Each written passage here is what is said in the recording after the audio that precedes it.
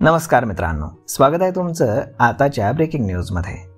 मित्रांनो, मुंबईसह राज्यातील वायू प्रदूषणाचं प्रमाण सध्या धोकादायक परिस्थितीमध्ये आहे। वाढत्या वायू प्रदूषणामुळे अनेक नागरिकांना श्वसनाचा त्रास देखील होतोय।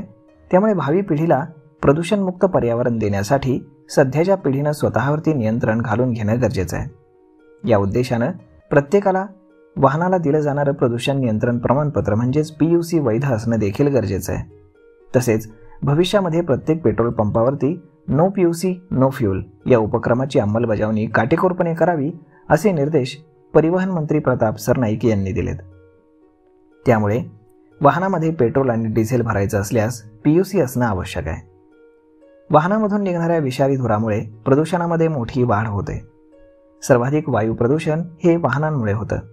त्यामुळे वेळोवेळी प्रदूषण नियंत्रण प्रमाणपत्र काढणं हे आवश्यक आहे। अवैध प्रदूषण नियंत्रण प्रमाणपत्र म्हणजेच PUCची निर्मितीची साखळी पूर्णपणे बंद झाली पाहिजे। या अनुषंगाने परिवहन आयुक्त कार्यालयामध्ये आयोजित बैठकीमध्ये मंत्री प्रताप सरनाईक बोलत होते।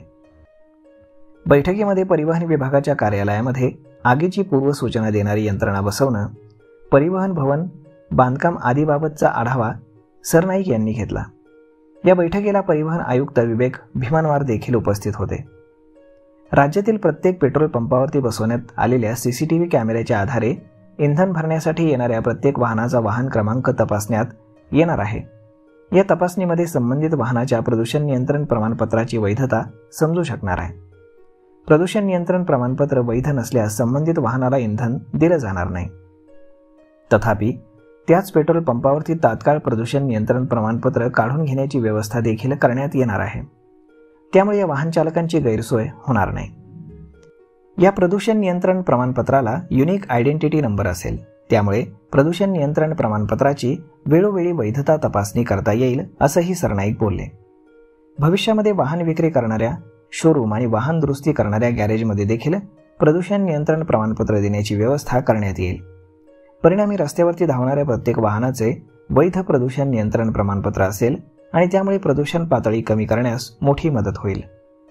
अवैध पद्धतीने प्रदूषण नियंत्रण प्रमाणपत्र काढणाऱ्या टोळीचा पर्दाफाश करण्यासाठी परिवहन विभागाने एक धडक मोहीम राबवावी अशी देखील सूचना मंत्री प्रताप सरनाईक यांनी परिवहन विभागाला केलेली आहे।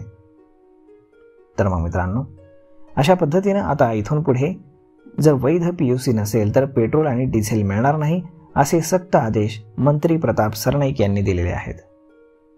तर मग मित्रांनो, यावरती आपलं मत काय हे तुम्ही आम्हाला कमेंट करून नक्कीच सांगा। आणि जर हा व्हिडिओ तुम्हाला आवडला असेल तर आपल्या जवळच्या मित्रमंडळींसोबत देखील हा व्हिडिओ तुम्ही शेअर करायला विसरू नका। धन्यवाद।